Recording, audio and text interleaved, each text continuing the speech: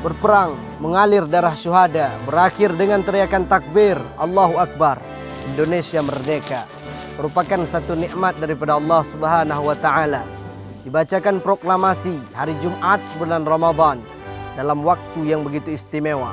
Maka Syekh Maimun Dubir, Allah yarham, menguraikan 17 Agustus 1945. 17 adalah jumlah rakaat salat, 8 jumlah surga, 4 adalah jumlah syahadat salat fardu di malam hari, sedangkan 5 adalah jumlah syahadat salat fardu di siang hari.